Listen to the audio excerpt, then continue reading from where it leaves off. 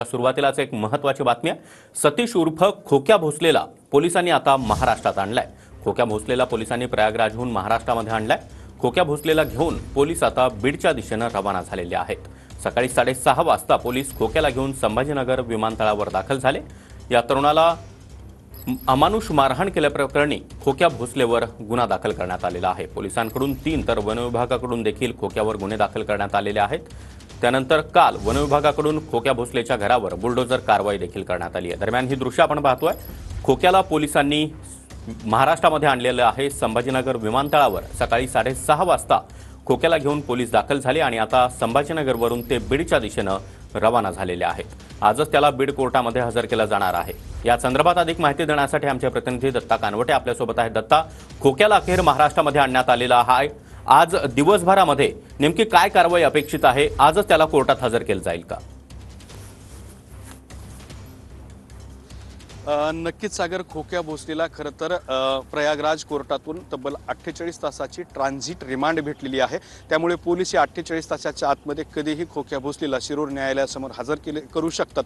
मात्र खोक्या भोसलेला transit remand भेटलेली आहे, पोलीस कोठडी भेटलेली नाही आणि पुढील तपासासाठी पोलीस कोठडी ही अत्यंत महत्त्वाची असल्यामुळे खोक्या भोसलेला आजच शिरूर कासार न्यायालयासमोर हजर केलं जाऊ शकतं आणि खोक्या भोसलेची पोलीस कोठडी जी आहे ती मागितली जाऊ शकते। पोलीस कोठडी मिळाल्यानंतर पोलिसांना पुढील तपास करणं हे अत्यंत सोपं जाणार आहे। सर्वात दुसरी महत्त्वाची बाब म्हणजे खोक्या भोसलेला घेऊन 15 ते 20 मिनिटांपूर्वीच बीड पोलिसांचं पथक छत्रपती संभाजीनगर विमानतळावरून बीडच्या दिशेने रवाना झालेलं आहे आणि मी सध्या बीडच्या वेशीवरतीच धुळे सोलापूर हायवेवरती आहे। हा धुळे सोलापूर हायवे आपण बघू शकता की याच रस्त्याने खोक्या भोसलेला घेऊन पोलिसांचं पथक जे आहे ते बीड शहरामध्ये दाखल होणार आहे आणि त्यानंतर सुरुवातीला त्याला पोलीस अधीक्षक कार्यालयामध्ये सुद्धा नेण्यात येणार असल्याची माहिती जी आहे ती समोर येत आहे। काही वेळातच खोक्या भोसले हा बीडच्या वेशीवरती पोहोचेल। अगदी 40 मिनिटांमध्ये कदाचित खोक्या भोसलेला घेऊन हे पथक जे आहे ते बीडच्या वेशीवरती पोहोचू शकतं। सुरुवातीला त्याचं मेडिकल जे आहे, आरोग्य तपासणी ही केली जाऊ शकते। आरोग्य तपासणी केल्यानंतर 10 ते 10:30 वाजेपर्यंत खोक्या भोसलेला न्यायालयामध्ये हजर केलं जाऊ शकतं आणि त्या ठिकाणी त्याच्या पोलीस कोठडीची मागणी केली जाऊ शकते।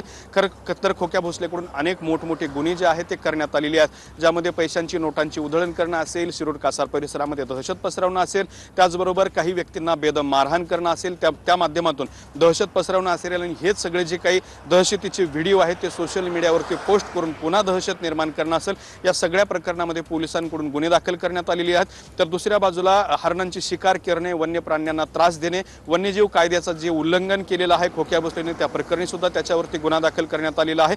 दुसऱ्या बाजूला खोक्या भोसलेने वन विभागाच्या जमिनीवरती अतिक्रमण करून घर बांधलं होतं, त्या प्रकरणात सुद्धा त्याच्यावरती गुन्हा दाखल करण्यात आलेला आहे। त्यानं बांधलेलं घर जे आहे ते काल प्रशासनाच्या वतीनं उद्ध्वस्त करण्यात आलं होतं। वन विभागाचे पथक मोठा बंदोबस्त घेऊन खोक्या भोसलेच्या घराच्या परिसरात जमले, जेसीबी त्या ठिकाणी आणली आणि खोक्या भोसलेचं घर जे आहे ते सुद्धा पाडून टाकलं होतं। त्यामुळे खोक्या भोसलेने जी काही दहशत निर्माण केली होती त्याचं समूळ उच्चाटन करायला पोलीस आणि प्रशासनाने त्याचबरोबर वन विभागाने सुद्धा सुरुवात केलेली आहे आणि त्यातच खोक्या भोसले हा तब्बल 6 दिवस फरार होता। त्याच्या शिरूर कासार या गावामधून तो 8 दिवसांपूर्वी फरार झाला होता। तब्बल 6 दिवस तो फरारच राहिला होता। या 6 दिवसामध्ये त्याने पुणे असेल, अहिल्यानगर असेल, छत्रपती संभाजीनगर असेल असा प्रवास केला होता। या शहरांमध्ये त्याने मुक्काम सुद्धा केला होता आणि त्यानंतर थेट ट्रॅव्हल्सच्या माध्यमातून तो प्रयागराजला पोहोचला होता आणि प्रयागराज इथूनच विमानाने फरार होण्याच्या आधीच प्रयागराज इथल्या विमानतळ पोलिसांनी खोक्या भोसलेच्या मुसक्या आवळल्या होत्या आणि त्यानंतर त्याला बीड पोलिसांच्या ताब्यात दिलं होतं। बीड पोलिसांनी अलाहाबाद इथल्या प्रयागराज इथल्या न्यायालयाकडून त्याचं जे आहे ते ट्रान्झिट रिमांड घेतलं होतं आणि त्याला विमानाच्या माध्यमातून छत्रपती संभाजीनगर इथं आणण्यात आलेलं आहे आणि त्याला छत्रपती संभाजीनगरहून आता बीडच्या दिशेने घेऊन हे सगळे पोलीस निघालेले आहेत। काही वेळातच खोक्या भोसले साधारणपणे 40 मिनिटांमध्येच खोक्या भोसले हा बीडच्या वेशीवरती पोहोचलेला असेल आणि त्यानंतर त्याची आरोग्य तपासणी केली जाईल। मात्र खोक्या भोसलेने जे काही काळे कारनामे केले होते, गुन्हे केले होते, दुष्कृत्य केले होते, त्या सगळ्यांवरती आता कारवाई व्हायला सुरुवात झालेली आहे। साधारणपणे 14 दिवसांची पोलीस कोठडी खोक्याच्या तपासासाठी पोलीस मागू शकतात।